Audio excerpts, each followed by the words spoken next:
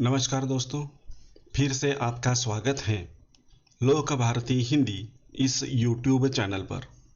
सातारा जिला हिंदी अध्यापक मंडल सातारा और लोक भारती हिंदी के संयुक्त तत्वाधान में सेतु अभ्यास का मार्गदर्शन करने हेतु मैं यहाँ पर उपस्थित हूँ। दिन है 39वां और कक्षा है 6ठी।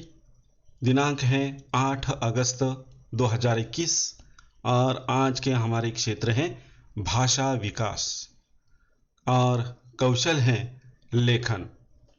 इसमें अध्ययन निष्पत्ति दी है सुनी अथवा पढ़ी रचनाओं जैसे हास्य, साहसिक, सामाजिक आदि विषयों पर आधारित कहानी, कविता आदि की विषय वस्तु, घटनाओं, चित्रों और पात्रों, शीर्षक आदि के बारे में बातचीत करते हैं, प्रश्न पूछते हैं, अपनी बात के लिए तर्क देते हैं, निष्कर्ष निकालते हैं। इसके लिए पहली कृति दी है आओ पता करें।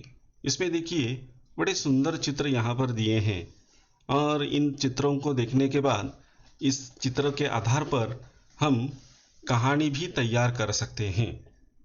जैसे कि एक जंगल में एक लकड़हारा रहता था।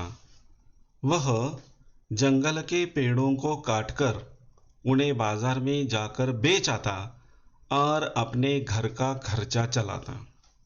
एक दिन तालाब के किनारे जो वृक्ष था, इस वृक्ष पर चढ़कर वह अपनी कुल्हाड़ी से उस पेड़ को काटने लगा, लेकिन गलती से उसके हाथ से यह कुल्हाड़ी छूट गई और तालाब के गहरे पानी में जाकर गिर गई। बेचारा दुखी हुआ, नाराज हुआ, सोचने लगा कि अब अगर कुल्हाड़ी ही नहीं रहेगी तो मैं क्या खाऊंगा और इस तरह से तो मैं भूखा मर जाऊंगा। इसलिए उसे बहुत दुख होता है और उसी तालाब के किनारे बैठकर वह रोने लगता है। और उसका ये रोना धोना सुनकर जो जल देवता थी वह सामने आ गई और उसने रोने का कारण पूछा।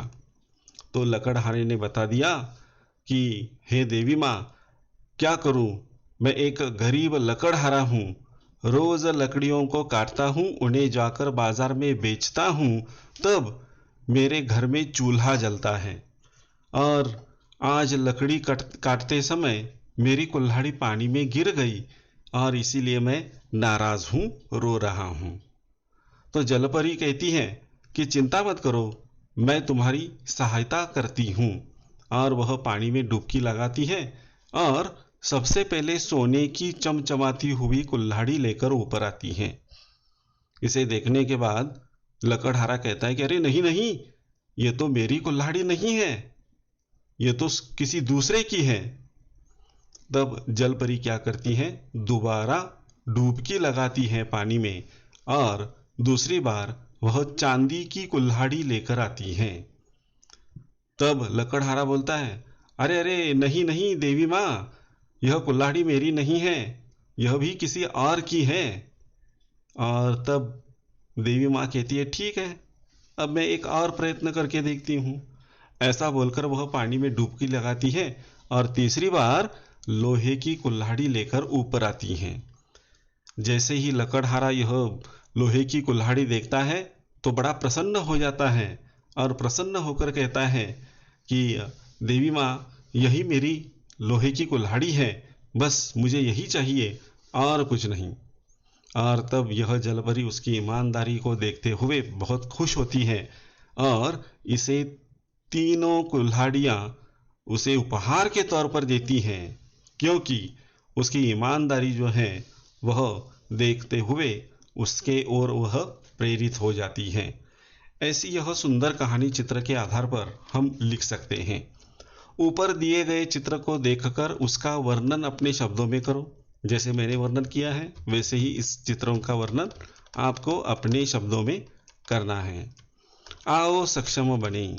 ऊपर दिए गए चित्र की कहानी अपने शब्दों में लिखो। जो ऊपर चित्र देखा हमने और इस चित्र के आधार पर जो कहानी देखी, तो यह कहानी क्या करनी है, आपको अपनी नोटबुक में, कॉपी में इसे लिखना है। आओ अभ्यास करें। ईमानदारी इस विषय पर 10 वाक्य लिखो। अब देखिए ईमानदारी जो है इस पर कितने वाक्य लिखने? 10 वाक्य। हम देखेंगे, इस पर बाद में चर्चा होगी। आओ सृजन करें। विभिन्न खेलों के चित्रों का संकलन करो।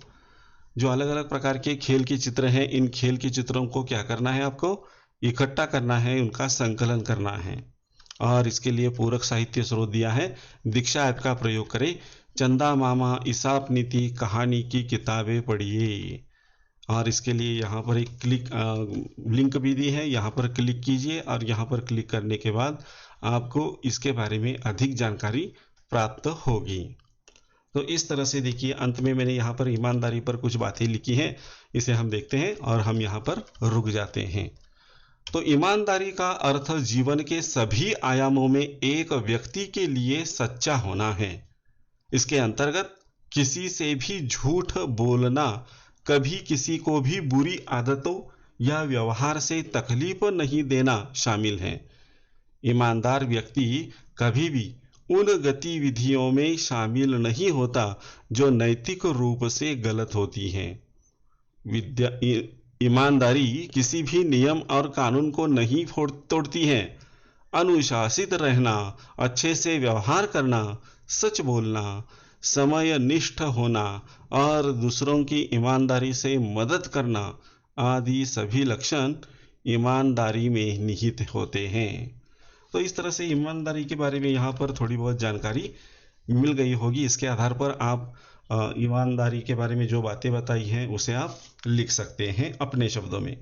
तो दोस्तों आज के लिए बस इतना ही, हम यहाँ पर रुकते हैं। धन्यवाद।